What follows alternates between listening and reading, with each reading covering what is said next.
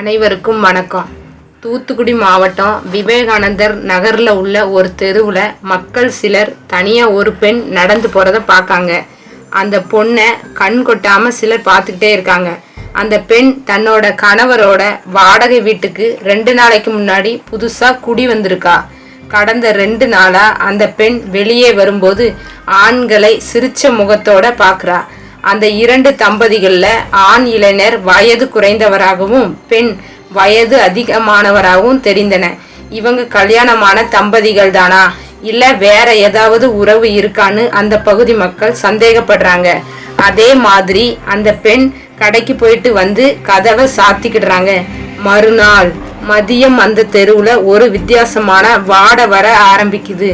ஆரம்பத்தில் குப்புன்னு வாடை அடிக்குதுன்னு நினைக்கிறாங்க. நேரம் ஆக ஆக அந்த வாடை துர்நாற்றமா மாறிட்டு அந்த துர்நாற்றம் எங்க இருந்து வருதுன்னு அந்த ஊர் மக்கள் கவனிக்கிறாங்க. அப்படி கவனிக்கும் போது புதுசா குடியேறின அந்த வீட்டுல இருந்துதான் துர்நாற்றம் வருதுன்னு கண்டுபிடிச்சாங்க. அந்த ஊர் மக்கள் அந்த கதவை வீட்டுக்கு வெளியே பூட்டியிருக்காங்க. வெளியே பூட்டப்பட்டிருந்த அந்த பூட்டும் அந்த துர்நாற்றமும் அந்த ஊர் மக்களை அதிர்ச்சிக்குள்ளாக்குது. அந்த ஊர் மக்கள் தாளமுத்து காவல் நிலையத்துல புகார் அளிக்கிறாங்க. சம்பவ இடத்துக்கு போலீஸ் விரைந்து வந்து துர்நாற்றம் அதிகம் இருந்ததால போலீஸ்காரங்க மாஸ்க் அணிஞ்சு உள்ள போறாங்க. அப்ப பார்த்த காட்சிகள் அவங்கள ஒரு நிமிஷம் உரைய வச்சிருது. உள்ள ஒரு பெண்ணோட சடலம் அடையாளம் தெரியாத அளவுக்கு எரிஞ்சு கிடந்திருக்கு. அந்த வீட்டோட ஹவுஸ் ஓனர் கிட்ட விசாரிக்கும் போது கருப்பசாமி அப்படிங்கிற ஆட்டோ டிரைவர் தன்னோட மனைவியான கவிதா கூட 2 நாளைக்கு முன்னாடி தான் கவிதா கூட குடியேறாங்கன்னு சொல்றாங்க. அந்த போலீஸ்காரங்க இறந்து கிடக்கிறது கருப்பசாமியோட மனைவி கவிதா தானா இல்ல இவங்க 2 பேரும் சேர்ந்து வேற ஒரு பொண்ணை எரிச்சு கொன்னுட்டு தப்பிச்சிட்டாங்களான்னு போலீஸ் சந்தேகம் வருது. ஆட்டோ டிரைவர் கருப்பசாமிய கண்டுபிடிச்சாதான் இந்த விசாரணை முடிவுக்கு வரும்னு நினைக்கிறாங்க. இந்த சமயத்துல இந்த கொலை நடக்கிறதுக்கு 2 நாளைக்கு முன்னகுட்டி முத்துராஜா தூத்துக்குடி வடபாக்கம் காவல் நிலையத்துல தன்னோட மனைவியான கவிதாவை காணலன்னு புகார் கொடுத்தது தெரிய வருது. கொலை செய்யப்பட்டு எரிக்கப்பட்ட பெண்ணும் முத்துராஜ் காணாமல் போனதா சொன்ன கவிதாவும் ஒரே பெண்ணா என்று போலீஸுக்கு சந்தேகம் வருது.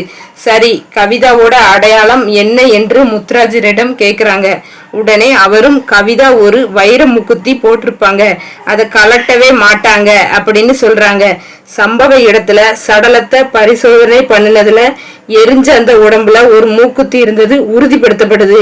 முத்துராஜா கம்ப்ளைண்ட் கொடுத்த போலீஸ் ஸ்டேஷனும் சடலம் எரிந்து கிடந்த வீடும் பக்கத்து தான். அந்த வீட்டுல வாழ்ந்த பெண்ணும் முத்துராஜாவோட மனைவியோட பெயரும் கவிதான்னு தெரிய வருது. கவிதா காணாமல் போயும் 2 நாள் தான் ஆகுது. கருப்பசாமி மனைவி அந்த வீட்டுக்கு வந்து 2 நாள் தான் ஆகுது. இந்த 2த்தையும் வச்சு பார்க்கும்போது இறந்து கிடக்கிறது கவிதா தான், அதாவது 32 வயதுடைய கவிதா தான்னு தெரிய வருது. உடல் கவிதாவோடதுன்னு தெரிஞ்ச உடனே ஒட்டுமொத்த கவனமும் கருப்பசாமி மேல திரும்புது. அங்க இருக்கிற ஆட்டோ ஸ்டாண்ட்ஸுக்கு போய் கருப்பசாமிய விசாரிக்காங்க. அப்ப அவங்க எங்க போனான்னு தெரியலன்னு சொல்றாங்க. இதுக்கப்புறம் கருப்பசாமியோட மொபைல் சிக்னலை வச்சு பார்க்கும்போது தூத்துக்குடியில கருப்பசாமி ஒரு ட்ரெயின்ல ஏறி திருப்பூருக்கு தப்பிச்சு போயிருக்காரு. அவர் நண்பர் வீட்டுல தங்கி இருந்தது தெரிய வருது. இரவோடு இரவா போலீஸ்காரங்க அவங்கள சுத்தி வளைச்சி அந்த கருப்பசாமிய கைது பண்ணி தூத்துக்குடிக்கு அழைச்சிட்டு வராங்க. கருப்பசாமி கிட்ட விசாரிக்கும் போது இந்த கொலை சம்பவம் எப்படி நடந்ததுன்னு தெரிய வருது. திருப்பூர் மாவட்டம் பல்லடத்துல கவிதா என்கிறவள் பெருமாள் என்பவரை திருமணம் செய்து 2 குழந்தைகள் இருந்துச்சு.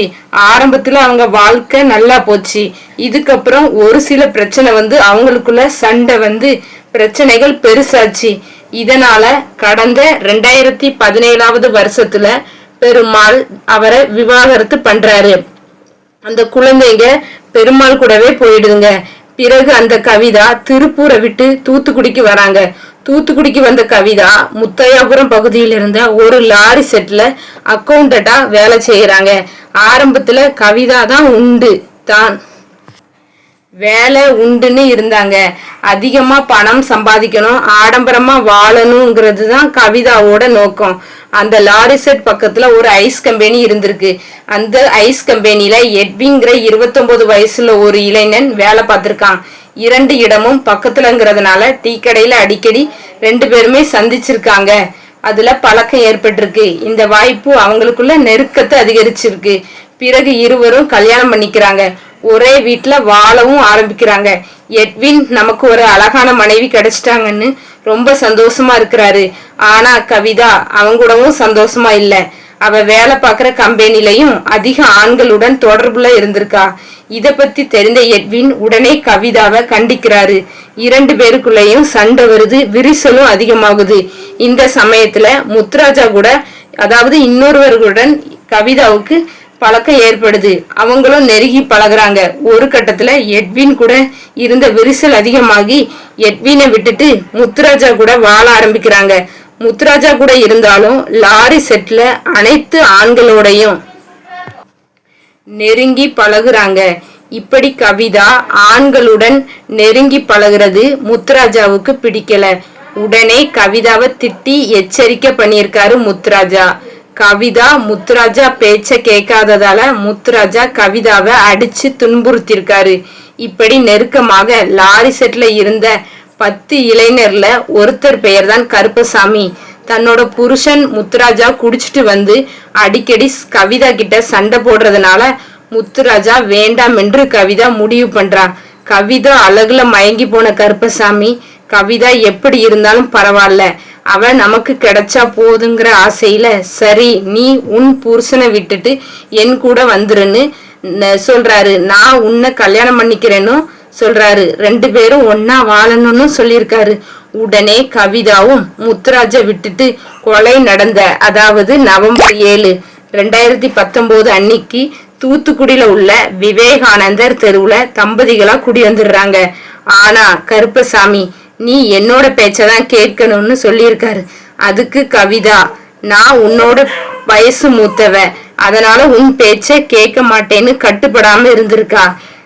அந்த வீட்டுல கவிதா அதிகமா போன் பேசிக்கிட்டே இருந்திருக்கா. இதே அன்னைக்கு நவம்பர் 7, 2019 அன்னைக்கு கருப்பசாமி வேலைக்கு போயிட்டு வந்த நிலையில கவிதா யாரு கூடவோ போன் பேசிக்கிட்டே இருந்திருக்கா.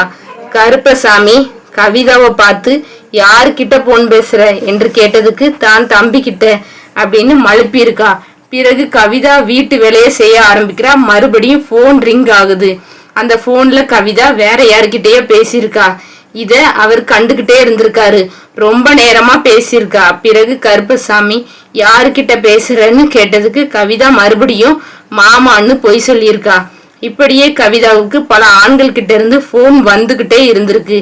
யாருன்னு கேட்கும்போது அண்ணன், தம்பி, சித்தப்பான்னு பொய் சொல்லிக்கிட்டே இருந்திருக்கா. அத கருப்பசாமி நம்பாம அவனுக்கு வெறுப்பு வந்துருது அவன் மேல. உடனே கருப்பசாமி கவிதா கிட்ட தகராறுல ஈடுபட்டிருக்காரு. ஒரு கட்டத்துல கருப்பசாமி ஒரு கட்டையை எடுத்து தலையையும் கைகாலையும் அடிச்சிருக்காரு. பின்பு கழுத்தை நெரிச்சு கொலை பண்ணிருக்காரு. கொலை பண்ணதுமே கவிதாவோட உடம்ப மண்ணெண்ணெய ஊத்தி கொளுத்தி விட்டு திருப்பூருக்கு தப்பி போயிருக்காரு. அங்க தப்பி போனவரை தான் போலீஸ் பிடித்து கைது செஞ்சிருக்காங்கன்னு விசாரணையில தெரிய வருது. உடனே கருப்பசாமிக்கு அரசு ஆயுள் தண்டனை வழங்க உத்தரவிட்டுள்ளது. இதுல என்னோட கருத்து என்னன்னா, தவறாக இருந்த அந்த பெண்ணை இந்த ஆண்கள் திருமணம் செய்து கொள்ளலாம் என்று எண்ணுவது தவறு. ஒருவனுக்கு ஒருத்தி என்றே வாழ வேண்டும். இத்துடன் இந்த வீடியோ முடிவடைகிறது.